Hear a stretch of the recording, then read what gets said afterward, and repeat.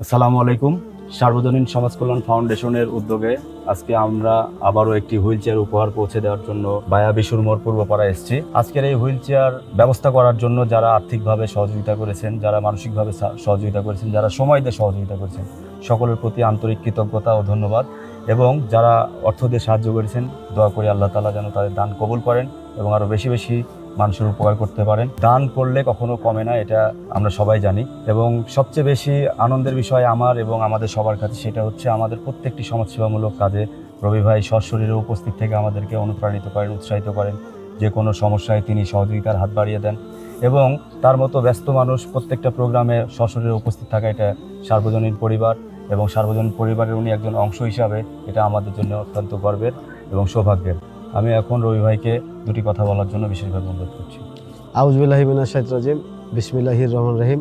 সার্বজনীন কল্যাণ ফাউন্ডেশনের উদ্যোগে আজকে আমাদের মানবিক যে সমাজসেবার সে অংশ আজকে আপনারা দেখেছেন। একটি অসহায় বৃদ্ধা, তিনি দীর্ঘদিন জীবন মৃত্যুর সাথে লড়াই করে এখনো পর্যন্ত তিনি জীবনের সাথে লড়াই করে যাচ্ছেন।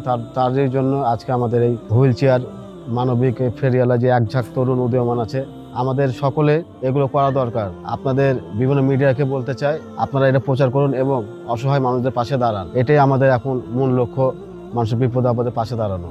ইনশাআল্লাহ আপনারা দোয়া করবেন আমরা যেন সার্বক্ষণিক মানুষের বিপদ আপদে পাশে থাকতে পারি এবং যারা আর্থিকভাবে সহযোগিতা করেছে ইনশাআল্লাহ আল্লাহ যেন তাদের দান কবুল করেন।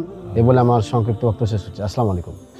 চেয়ারটাতে করে আপনি এখন বাইরে ঘুরতে যেতে পারবেন। হ্যাঁ, এই জন্য আপনার ছেলেরা এটা উপহার হিসাবে নিয়ে এসছে। এটা উপহার, অন্য কিছু না। হ্যাঁ, আর একটা দুঃখের বিষয় সেটা হচ্ছে ওনার একটাই ছেলে ছিল, সেই ছেলে মারা গেছে। এখন ওনার ওয়াইফ একটা ছোট্ট জব করে সংসার চালায়। অনেকে হয়তো বা ঘর দেখে ভাবতে পারেন যে কোথায় আমরা আসছি, কিন্তু তারা সত্যিই অসহায় এবং দেখতেই পাচ্ছেন তিনি কি অবস্থার মধ্যে আছে। তো আপনারা সঠিক জায়গায় দান করেছেন এবং সঠিক মানুষকে দান করেছেন এবং আমরাও চেষ্টা করি আপনাদের দানগুলো সঠিক জায়গায় সহি সালামতে আমানতটা পৌঁছে দেওয়ার। দোয়া করেন যারা এই ব্যবস্থা করেছে, এইটুকুই চাওয়া। আর আমরা দোয়া করি আল্লাহ আপনাকে ধৈর্য দিক, আল্লাহ আপনাকে সুস্থ রাখুক, আল্লাহ আপনাকে হায়াত দিক।